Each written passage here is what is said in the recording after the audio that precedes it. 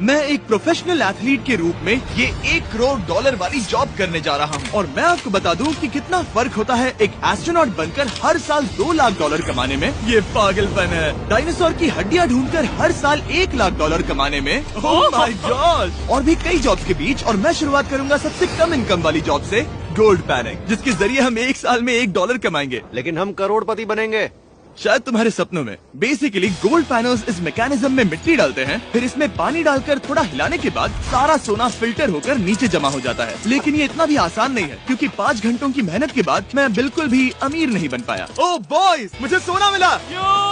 इसकी क्या कीमत होगी? करीब 2 सेंट। यही तो मैं कह रहा था। इसे 1 साल तक करने के बाद भी आप $1 ही कमाएंगे। लेकिन लकीली हम ऐसी नौकरियां करने जा रहे हैं जिसमें हम 1 साल में $10 मिलियन तक कमा पाएंगे। चलिए देखते हैं ऐसी नौकरी करना कैसा लगता है जिसमें हर साल $1 लाख मिलता हो।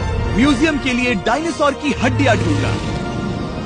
और हाँ, ये नकली हैं क्योंकि ये सभी मर चुके हैं। तो ये उन गड्ढों में से एक है। क्या ये सच में डायनासोर की हड्डियां हैं? बिल्कुल, मैं यहाँ 17 सच में? सालों से हूँ। ये अब तक की सबसे बड़ी हड्डी है जिस पर मैंने काम किया है। ये रही आपकी थाई बोन यहाँ पर, जो करीब 4 फीट लंबी है। तुलना के लिए ये रहा वो डायनासोर और ये रहे 6 काल जो एक के ऊपर एक खड़े हैं। और मेरी लंबाई 6 फुट 5 है। ये मेरी जैक हैमर्स है, बड़े काम के। तुम कर सकते उसे हो। बिल्कुल पता नहीं वो क्या कर रहा है। कोई है, आइडिया जिमी। नहीं है। आपको ये सुनकर अजीब लगेगा, लेकिन हम इस काम में बहुत बुरे हैं। Whoops! संभल कर। 5 घंटे की मेहनत के बाद भी हमारी प्रोग्रेस ना के बराबर थी। लेकिन हमारे इस धीमी गति के बावजूद एक्सपर्ट की मदद से हम आगे बढ़ रहे थे। मैंने अपने पूरे करियर में इससे बड़ी हड्डी पर कभी काम नहीं किया। और आपने मुझे और काल को इसे छूने दिया? हाँ, बिल्कुल। हमने गड़बड़ कर दी तो? जोश, इसका वजन कितना होगा? करीब करीब 90 से 110 किलो। हाँ। नोलन की मॉम इससे 10 गुना ज्यादा भारी ऐसा है। कुछ नहीं है। अब क्योंकि ये हड्डी इतनी प्राचीन है, हमें इसे उठाने से पहले पीओपी से ढकना होगा, वरना इसके 2 टुकड़े भी हो सकते हैं। उम्मीद है उठाते वक्त ये टूटे नहीं।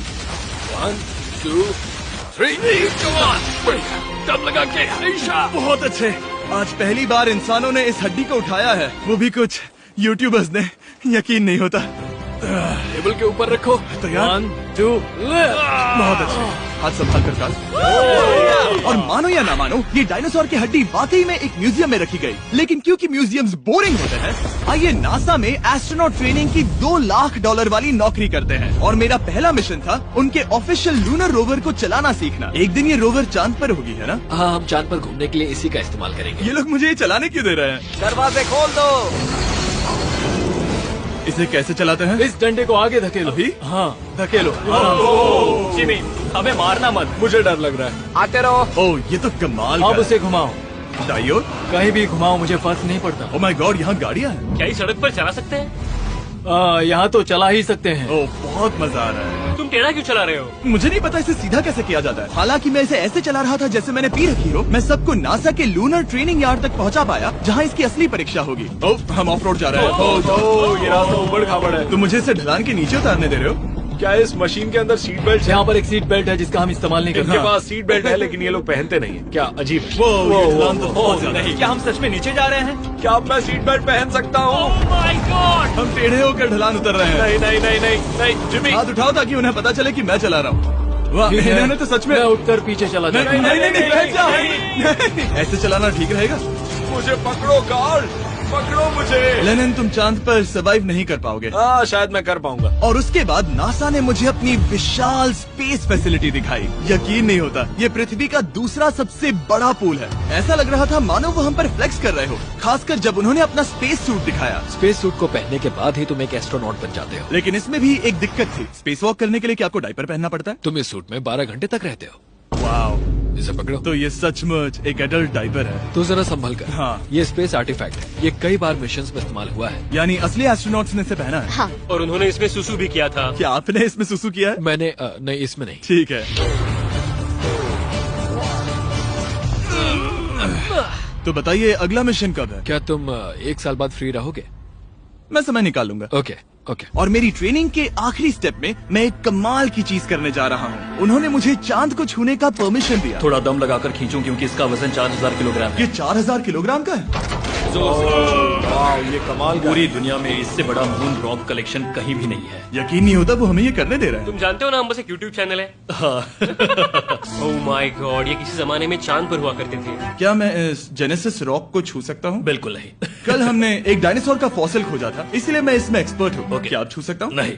मैंने कोशिश की। यहाँ मौजूद ये मटेरियल असल में चांद की मिट्टी है। ओह माय गॉड, तुम इस वक्त वास्तव में चांद को छू रहे हो। ओह, ये तो कमाल है। तो इस ट्यूब में चांद की मिट्टी रखी गई है और इसे अब तक खोला नहीं गया है। और अगर ये सच है तो हो सकता है उसमें एक एलियन भी हो। हाँ, वो पहला होगा चांद पर। क्या कहा से? तुमने कहा मुंह से। और ये जानने के बाद कि एलियन सच में होते हैं, हम अपनी अगली नौकरी के लिए स्ट्रेटोस्फीयर की ओर गए, जहाँ कार्ल और नोलन ने प्लेन उड़ाया। मैंने पहले कभी प्लेन नहीं उड़ाया। हमें पता नहीं हम क्या कर रहे हैं। फ्लाइट ट्रेनिंग के पहले दिन पर आपका स्वागत है। मैं मजाक नहीं कर रहा। बॉयज को एक असली प्लेन उड़ाने के पहले बस एक बार इस फ्लाइट सिमुलेटर में प्लेन को लैंड करवाना होगा। तो ये रहा हमारा थ्रोटल। पीछे खींचने पर प्लेन धीमा हो जाएगा।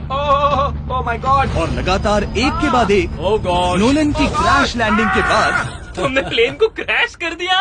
उसने सक्सेसफुली लैंडिंग कर ही ली, जिसके बाद पता नहीं क्यों उसे इस प्लेन को चलाने के लिए चाबियां दी गई। यो, मुझे डर लग रहा है। अगर तुम ये नहीं कर सकते नोलन, तो प्लीज भगवान के लिए इन्हें बता देना।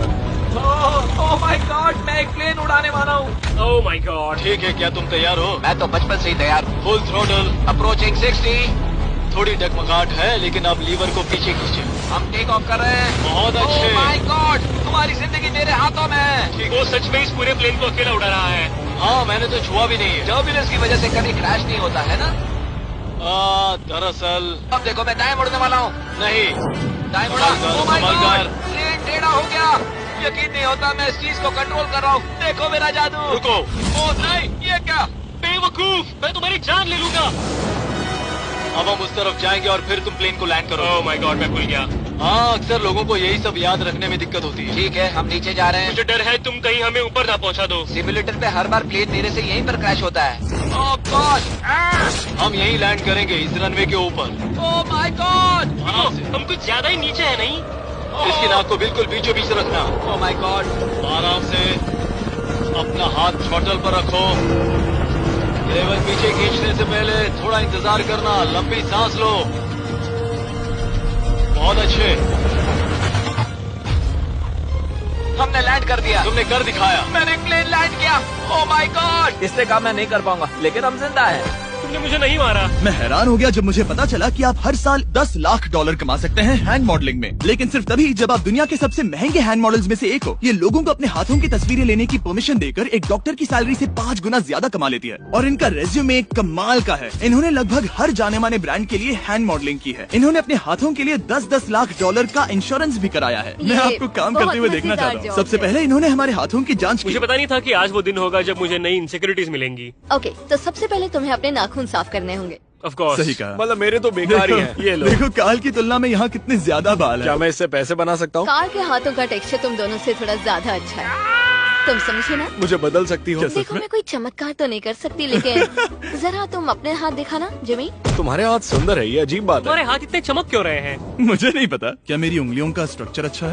हाँ, बनावट अच्छी है, लेकिन नाखूनों के बीच गंदगी है, स्किन ड्राई है, लेकिन वो सब ठीक हो सकता है। हमारे हाथों पर अभी काफी काम करना था, तो हमने उन्हें शूट के लिए तैयार किया, जो कि मेरे और काल के लिए आसान था, लेकिन लेजर के लिए इतना नहीं। ओह नहीं। तुम इतने बालों के साथ एक कारपेट बना सकते हो। इन बालों ने मेरा पूरी जिंदगी साथ दिया, लेकिन अगर 10 लाख डॉलर कमाने हैं तो ये करना ही होगा। और अब जब मेरे हाथ घिनौने नहीं दिख रहे, हमने एक असली मैगजीन के लिए मॉडलिंग की, और ये तस्वीरें पूरे अमेरिका भर के बिलबोर्ड्स पर दिखाई जाएंगी इन वॉचेस को प्रमोट करने के लिए। मुझे डर लग रहा है। हाँ, लेकिन कोई टेंशन नहीं। ठीक है, मतलब घड़ी तो अच्छी लग रही है। मुझे पहले लगा कि ये आसान होगा, लेकिन हम इस काम में बहुत ज्यादा बुरे थे। ऐसा लग रहा है जैसे ये वॉच एक सांप ने पहनी है। ये तो बहुत मुश्किल है। क्या मैं देख सकता हूँ कि आप ये कैसे करती हैं? ओह, क्या? यकीन नहीं होता। प्रोडक्ट भी अच्छा लग रहा है क्योंकि आपका हाथ नहीं हिल रहा, लेकिन हैंड मॉडल बनने का मतलब सिर्फ अच्छी वॉचेस पहनना नहीं होता। कभी कभी आपको अजीब चीजें पकड़नी पड़ती हैं। तुम डर क्यों रहे हो? क्योंकि मैंने देखा कि उस आदमी के हाथ में एक सांप है। वाह। आराम से काल, आराम से। अपने दूसरे हाथ को यहाँ लो और इसका सर पकड़ो। हाँ हाँ, बिल्कुल बिल्कुल। मैं इन सब के बीच एक और चीज रखना चाहूंगा, इमॉर्टल्स ऑफ एवियम, इस वीडियो के स्पॉन्सर। इसे यहाँ पकड़ो। ठीक है, परफेक्ट। अब ये मॉडल कर रहा है एक वॉच, एक सांप और ये गेम यो जरा देखो तो कितना कूल है। इमॉर्टल्स ऑफ एवियम एक फर्स्ट पर्सन मैजिक शूटर है जहाँ आपके प्लेयर का नाम जैक है जो एक बैटल मेज है जो दुनिया को बचा रहा है। क्या वो मुझे बचाएगा? मैं चाहता हूँ कि तुम इस गेम के Xbox वर्जन को मॉडल करो एक स्कॉर्पियन के साथ। ऐसा मत करो ब्रो।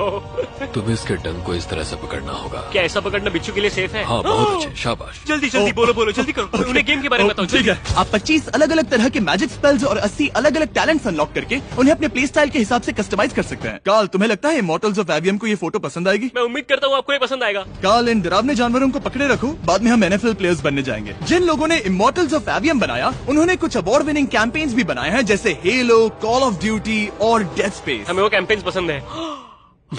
ओह, ये हिल रहा है। सबसे कूल बात ये है कि उस गेम में मैं एक बॉस के रूप में हूँ और मुझे हराने पर आपको बाकी बॉसेस के मुकाबले सबसे ज्यादा गोल्ड मिलेगा। घबराओ मत, मैं हूँ तुम्हारे साथ।